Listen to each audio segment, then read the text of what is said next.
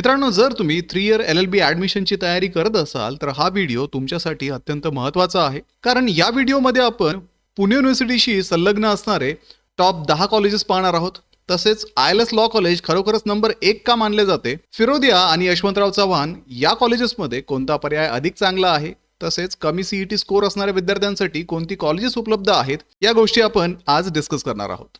तर हॅलो विद्यार्थी मित्रांनो, मी तुमचा एज्युकेटर अरविंद आणि तुमचं स्वागत आहे ग्लोबल ऑनलाईनमध्ये. तर 3 इयर LLB आणि 5 इयर LLB साठी असणारे ॲडमिशन काउन्सिलिंग ग्लोबल ऑनलाईन मध्ये सुरू आहे.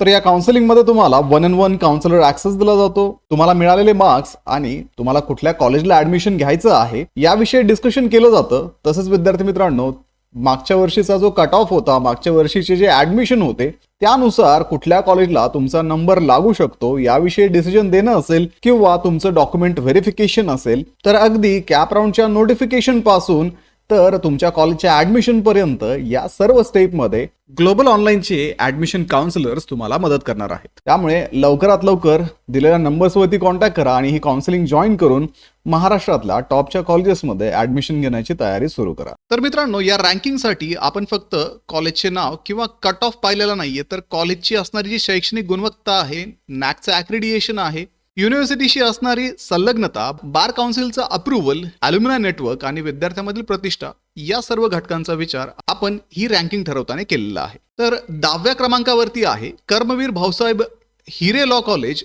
हे उत्तर महाराष्ट्रातील विद्यार्थ्यांसाठी एक महत्त्वाचं लॉ कॉलेज आहे. मालेगाव कॅम्प इथे हे कॉलेज लोकेटेड असून इथे मुडकोट हॉल, अनुभवी प्राध्यापक आणि सक्रिय LLB कार्यक्रमामुळे विद्यार्थ्यांना कायद्याचे व्यावहारिक ज्ञान मिळण्यासाठी येथे मदत होते. पुढचं कॉलेज आहे AKK न्यू लॉ अकॅडमी, जे 9 नंबरच्या रँकवरती आहे.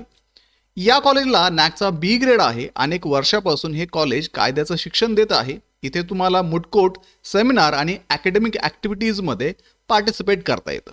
तर हे मायनॉरिटी एडेड कॉलेज आहे आणि पुण्यामध्ये हे लोकेटेड आहे. त्यानंतर 8 नंबरला आहे doctor DY Patil law college.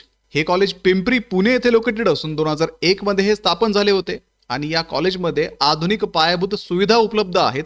तसेच प्रॅक्टिकल ट्रेनिंगवरती इथे विशेष भर दिला जातो.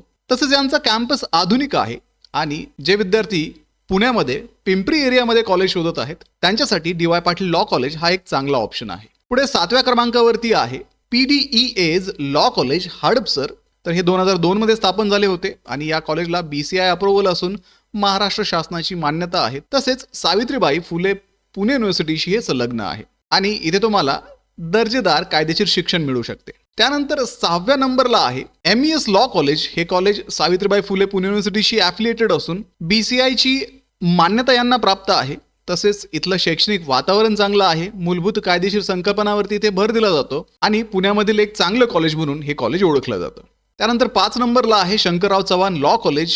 तर या कॉलेजला नॅकचा A ग्रेड आहे. शिक्षणासोबत इथे मुडकोट, लीगल एड आणि इतर को करिक्युलर ॲक्टिव्हिटीजमध्ये विद्यार्थ्यांना सहभागी होण्याची भरपूर संधी उपलब्ध आहे. तसेच हे प्रायव्हेट कॉलेज सुद्धा आहे.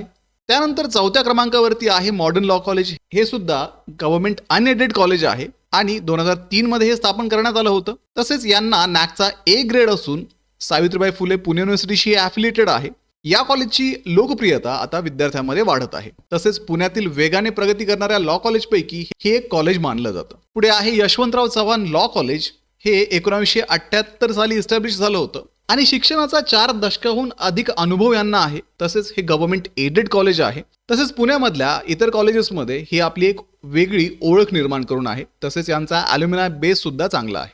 त्यानंतर 2 नंबरला आहे फिरोदिया लॉ कॉलेज. या कॉलेजला नॅकचा B++ ग्रेड आहे आणि ISO 9001:2015 सर्टिफिकेशन सुद्धा यांना प्राप्त आहे. तसेच युनिव्हर्सिटी ऑफ पुणेशी हे संलग्न असून या कॉलेजमध्ये चांगला शैक्षणिक दर्जा आहे आणि व्यवस्थापनाच्या गुणवत्तेसाठी हे कॉलेज ओळखलं जातं. त्यानंतर रँक 1ला आहे ILS लॉ कॉलेज पुणे.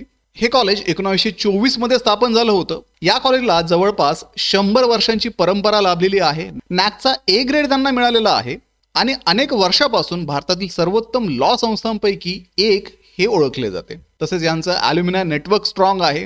राष्ट्रीय स्तरावरील यांची प्रतिष्ठा आहे आणि उत्कृष्ट शैक्षणिक वातावरणामुळे LLBच्या विद्यार्थ्यांसाठी हे ड्रीम कॉलेज मानलं जातं.